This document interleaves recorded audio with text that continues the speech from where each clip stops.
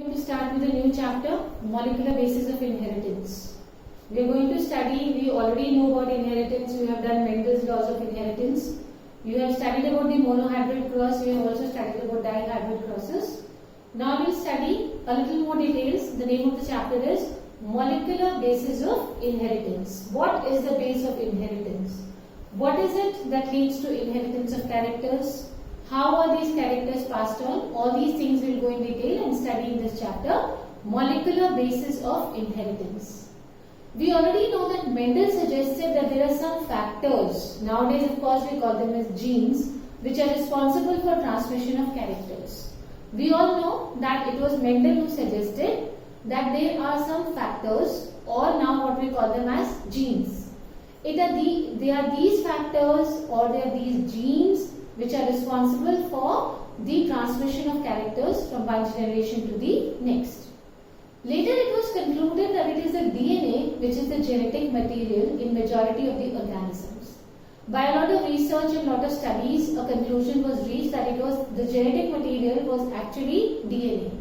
In majority of the organisms, it is the DNA which is the genetic material. However, RNA also acts as a genetic material in some viruses.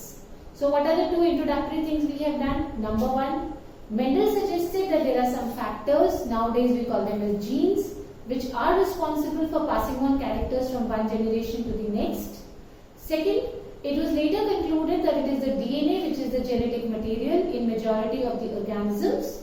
However, RNA also acts like a genetic material in some viruses. But remember, in most of the living organisms, majority of the organisms, it is the DNA which acts as the genetic material. Now, how do you define a genetic material? When I say DNA is a genetic material or RNA is a genetic material, what do I mean by the word genetic material? What is a genetic material? Genetic material is the substance which controls the inheritance of traits from one generation to the next. Listen again, it's very simple. What is a genetic material? Any substance which controls the inheritance of traits from one generation to next is what we call as a genetic material. But any material cannot be called as a genetic material. There are some criteria which have to be fulfilled. If that particular substance fulfills those criteria, then we say that yes, this substance is a genetic material. If I give you any ABCD4 substances and I tell you check and tell me that all of these are genetic materials or which of them is a genetic material, then there are certain criteria where you need to check. If they fulfill all the requirements, all the criteria are satisfied, then you will say yes ma'am, this is a genetic material. Now let us find out what are the criteria that a molecule must fulfill to act as a genetic material. What are the criteria that a molecule must have, then we can call it as a genetic material. The first and the most important, it should be able to replicate itself. Replication power should be there. First and the most important characteristic of a genetic material is that it should be able to replicate itself. Second, it should be stable both chemically and structurally. It should not be that at different temperatures or at different environmental conditions its structure deorganizes or damages. That means it should be stable. Stable both chemically and structurally. Third, it should provide scope for changes, that is mutations. And why should it provide scope for changes? Because we know that they are very important for evolution. Is it okay, beta? So, what are the criteria that we have done which a substance should have? Then we will say that yes, this is a genetic material, I was doing this. Number one, I told you, it should be able to replicate itself. Second, it should be stable both chemically and structurally. And third, it should provide scope for changes, that is, the mutation should be there because these changes are very important for evolution. If we go according to these criteria, then both DNA and RNA fulfill all these criteria. Both DNA and RNA can replicate themselves. Both DNA and RNA are stable both chemically and structurally. Both DNA and RNA provide scope for mutations, that is changes. So that means we can conclude that both DNA and RNA can be considered as a genetic material. But if I say, okay, check out whether proteins are a genetic material or not.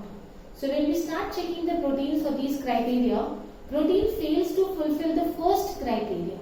Proteins are not able to replicate themselves. Proteins, they do not fulfill the first criteria because they are not able to replicate themselves. Because they do not fulfill this criteria, they are not able to replicate themselves, we say that proteins are not a genetic material. We do not consider proteins as a genetic material. I hope till here it is okay. Mendel already suggested that there are some factors which we now call as genes which are responsible for transmission of characters.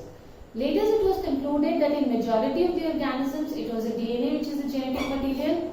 However, in some viruses RNA also acts as a genetic material. Then we did the definition of genetic material. A substance which controls the inheritance of traits from one generation to next is called genetic material. 3 criteria or 3 parameters which a substance should fulfill to be called as a genetic material. Number 1, it should be able to replicate itself. Number 2, it should be stable chemically and structurally. And number 3, it should provide scope for changes. That means there should be a scope for evolution. So if we go according to these criteria, both DNA and RNA fulfill all the criteria. So both of them are considered as a genetic material. But proteins are not considered as genetic material. The reason is very simple. They do not fulfill the first criteria. That means they are not able to replicate themselves. So we do not consider proteins as a genetic material.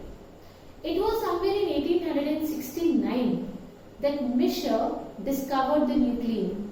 Who discovered the nuclein? Michel. Okay, remember his name. It is Michel, and it was 1869.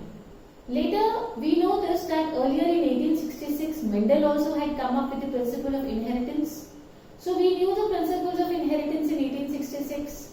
We knew a little bit about nucleus in 1869. But this fact or this concept that actually DNA is a genetic material was not known for many years. It took a very long time to prove that DNA acts as a genetic material. The first introductory and most important, though we had other experiments also, but the most significant experiment that we had was by Griffith, Frederick Griffith. He did an experiment. He talked about a principle which he called it as a transforming principle. He talked about a principle which causes transformation, some change. So this principle is known as transforming principle, and it was given by Frederick Griffith. Transformation, ekdam se badal jana, a change. So he gave a principle which is known as transforming principle. This was given by Frederick Griffith in 1928. He carried out his experiments with Streptococcus pneumoniae. You know what is Streptococcus pneumoniae, beta?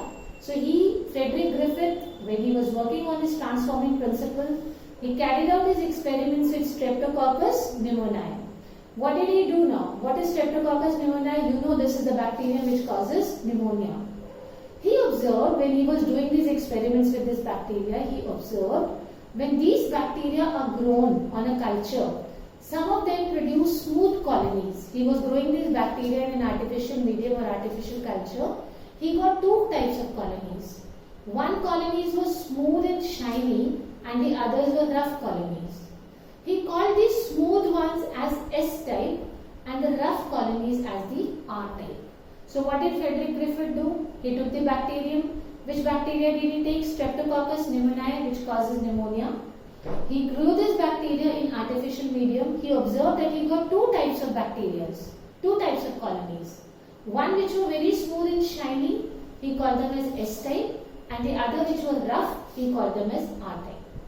He tried to find out what is the difference between this S and the R type.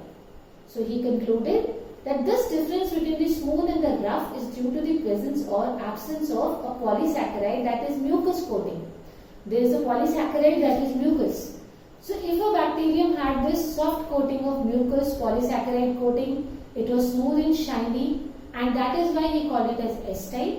And the R ones did not have this coating or this covering of mucus, that is the polysaccharide.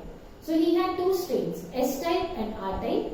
The S strains were the one which had the coating of mucus polysaccharide, and the R strains were the one which were rough because they did not have a coating of these polysaccharide, that is mucus. In his experiment, what did he do? He first infected two separate groups of mice. He took two groups of mice, okay, and he infected them separately. One with the S strain and the other with the R strain. So he has started his experiment now. He took two categories of mice, two groups of mice. In one he infected the S strain and the other he infected the R strain. What did he observe, beta? He observed that the mice that were infected with the S strain died. Very simple to remember, S for suicide, so you can remember this S died. So which ones died, which mice died? The S strains died from pneumonia, okay? Because the S strains are the virulent strains, that means they cause pneumonia. What was his observation? He took two categories of mice, two groups of mice. In one group he injected the S strain, in the other one he injected the R strain. He saw that the mice in which he had injected the S strain died, but those mice which were injected by the R strain did not die. So what did he conclude? His conclusion was very simple. Because it was the S strain which caused the mice to die. That means your S strain is the virulent strain. That means your S strain is the strain which causes pneumonia. So he was in a very clear mindset that R strain is very safe and S strain will cause pneumonia. Now he went ahead, he did the next set of experiment. What did he do now? In the next set of experiment, he killed the bacteria by heating them. What did he do? He tried to kill the bacteria by heating them. He is doing the next set of experiment now. What did he do in the next step, beta?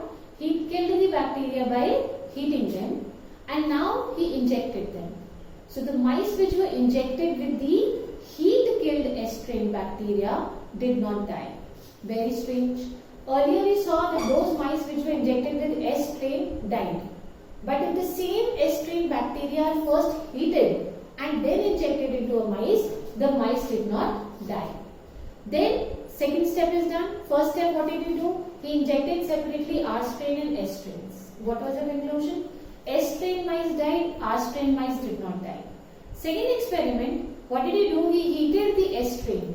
He heated the S strain, R strain bacteria and then he injected them, and he saw that the mice which were injected by the heat killed S bacteria, these mice did not die. Now he did the third step of his experiment. He took a mixture. He took a mixture of heat killed S strain and the live R strain bacteria and put it into mice. Because according to him both are safe. Which two are safe? The heat killed S strain is safe because the mice did not die because of heat kill. According to him the R strain is also safe because in the first step the mice did not die because of the R strain. So he took the safer ones, both the safer ones. He took a mixture of both of them. Mixture of what, beta? He took a mixture of the heat killed S strains and the live R strain bacteria. He injected into the mice and he saw that the mice died. Very strange, this time the mice died. According to him, this was a safe combination of a heat killed S strain and an R strain, but this time the mice died. And most surprisingly, what he found was that living S strain bacteria were recovered from the dead mice. He had killed those S strain bacteria, he tried to kill them by heating them. But this time when he injected the heat killed S strain and the R strain combination or mixture, the mice died. But what he recovered from them was live strains of which bacteria? S strain bacteria. Okay? Now what was the conclusion? Griffith concluded that the live R strain bacteria had been transformed by the heat killed S strain bacteria. Some changes took place in the R strain bacteria because earlier they were not killing the mice. Now they are killing the mice. So some changes took place in the R strain bacteria, and that change must have been transferred by the heat killed S strain bacteria. That means there is some transforming principle which has been transferred from the heat killed S strain bacteria, okay, to the R strain bacteria, which help these R strain bacteria to develop their polysaccharide coating. Now you saw that these R strains also developed their polysaccharide coating. Earlier we said R1s did not have a polysaccharide coating. But later when we took a mixture of the heat killed S strain and R strain, we found that even the R strains had developed that polysaccharide coating on them. So there must be something which was transferred from the heat killed S strain to the normal live R strain, because of which they also developed a coat, they also became virulent, and they also caused the mice to die because of the pneumonia. What must have happened? There must be some transfer of some material from the S strains to the R strains, and he said that this material which was transferred from the S strain to the R strain, because of which the R strain also developed a coating of protein around them, and they could also cause pneumonia. That is what we call as the genetic material. But the problem was he could not further explain anything about the composition or the nature of this genetic material. So, though some people believed him, most of the people did not believe him. So, this was a simple experiment conducted by Frederick Griffith. He could not further explain what was this material, what is its composition. Then we had Oswald, Avery and McCarty, three people. Oswald, Avery and McCarty. They tried to find out more about this transforming principle which Griffith had talked about. See, they did a very simple experiment. They took three target substances. They took DNA, RNA and proteins, and they wanted to find out whether DNA is a genetic material or RNA is a genetic material or proteins is a genetic material. They did a very simple experiment. What did they do? They kept on removing one thing. For example, RNA was removed from the category of mice, and the same experiment was performed, and we saw that the transformation did take place. Exactly, the R1s were converted into the S type. That means RNA does not contribute at all in the transformation.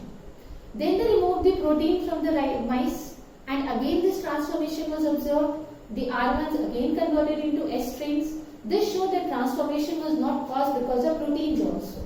Finally, the DNA was removed from the mice, and now the R strains did not change into the S strains. So it was very clearly concluded that this transformation principle which Frederick Griffith had actually talked about was DNA.